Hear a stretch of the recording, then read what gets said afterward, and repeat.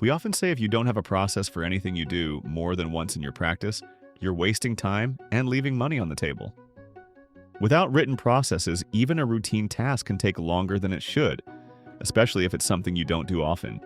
You'll waste time trying to remember what you did, and you risk making mistakes and missing steps. But the biggest downside, you won't be able to delegate the work quickly and effectively. Efficiency and consistency are critical if you want to deliver high-quality legal services, provide an excellent client experience, and maintain your productivity. Having a comprehensive library of standard operating procedures, or SOPs, will ensure everyone on your team knows exactly how to perform these tasks correctly and efficiently. So, let's dig into how to create an SOP in just 5 simple steps. Begin by selecting a task that you or your team do frequently. This could be anything from client intake to document drafting to billing procedures. We recommend starting with a business or administrative process that lies in the bookends of your practice. That is, a process that takes place before the legal work begins, such as intake, or that happens once the legal work is over, like invoicing.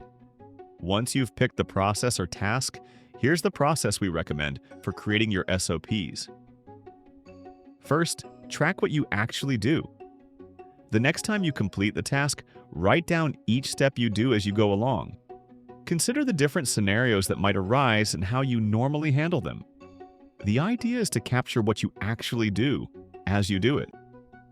Second, document the resources you use. Include the specific tools, resources, or templates you use at each step. Provide any relevant links, names, and contact numbers, or any other resources that can help. Third, test your new standard operating procedure. The next time you do the work, follow your draft SOP yourself. If you can follow it to the letter and get the right result, great. If not, amend it.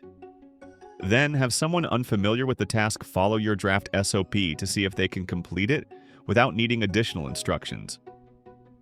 This testing step is crucial for identifying gaps or unclear instructions. Fourth, iterate. Based on the feedback, refine your SOP. You want to make sure it's clear and complete so that whoever follows it can achieve the right result without coming back to you with questions. Make any necessary adjustments before you move on to the next step. Finally, teach someone else. If the work is going to be delegated to others, the next step is to teach the process to whoever is going to do the work in your stead.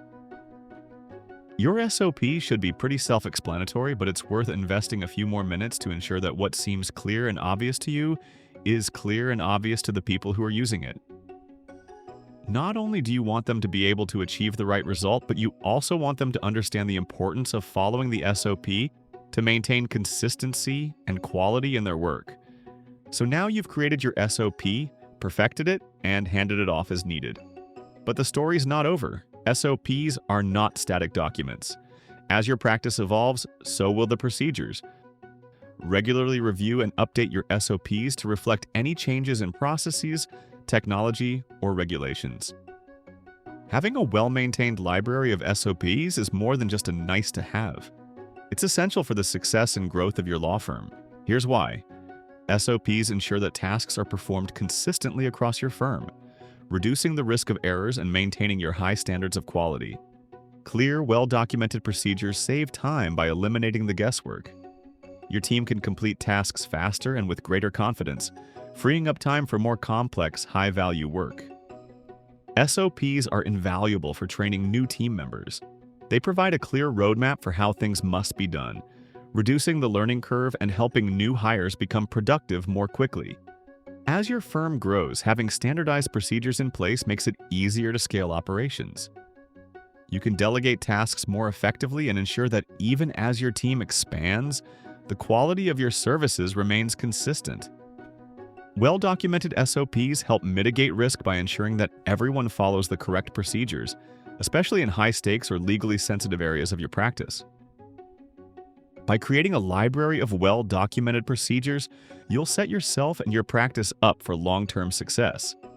But you don't have to create them all yourself.